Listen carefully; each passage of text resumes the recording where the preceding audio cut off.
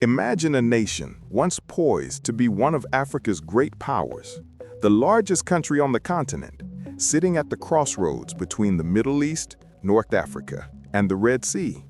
A land rich in gold, fertile soil, and strategic waterways. Now imagine that same nation collapsing in real time, ignored, abandoned, erased from headlines. This is Sudan, the most devastating, underreported war of the 21st century.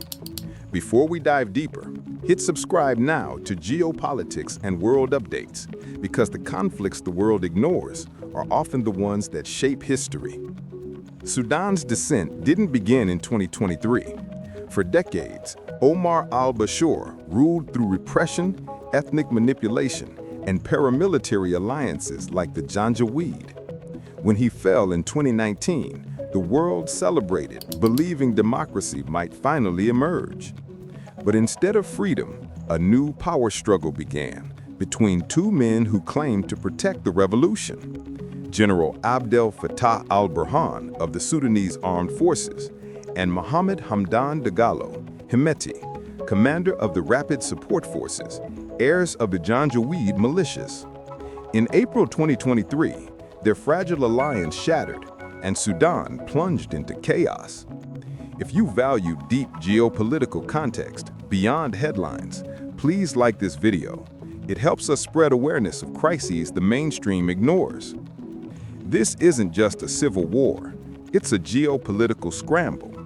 Sudan holds enormous gold reserves, much of it traded through informal networks tied to regional elites and global powers.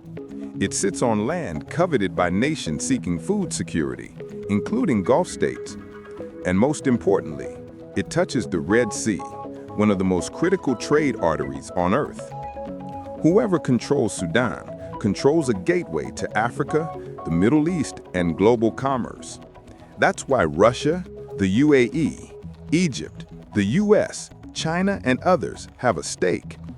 Here you only get analysis like this. Subscribe now to stay ahead of the global power game. While foreign actors strategize, the Sudanese people pay the price. Over 12 million displaced, historic cities burned, civilians starved, executed, assaulted, ethnic cleansing re-emerging in Darfur, scenes hauntingly reminiscent of the genocide the world vowed never to forget. Yet today, the world looks away. Algorithms don't reward African suffering. Diplomacy moves only when profit is threatened, and human life, once again, feels negotiable. Support independent geopolitical content. Like and share this video to help break this silence. And then comes the most dangerous question. What happens if Sudan collapses entirely? We could see a corridor of instability stretching from the Sahel to the Red Sea, linking insurgencies, coups, and great power competition. The Wagner Network, Gulf monarchies, Western intelligence fronts, and China's infrastructure influence all intersect here. Sudan is not just a battlefield. It is a fault line in the emerging world order. If you're committed to understanding global shifts before they reach the front page, subscribe to Geopolitics and World Updates and turn on notifications. The world once believed Sudan might become a democratic beacon in Africa. Instead, it became a warning of what happens when revolutions are left unguarded, when global powers treat nations as chessboards, and when human suffering loses political value. But history isn't finished.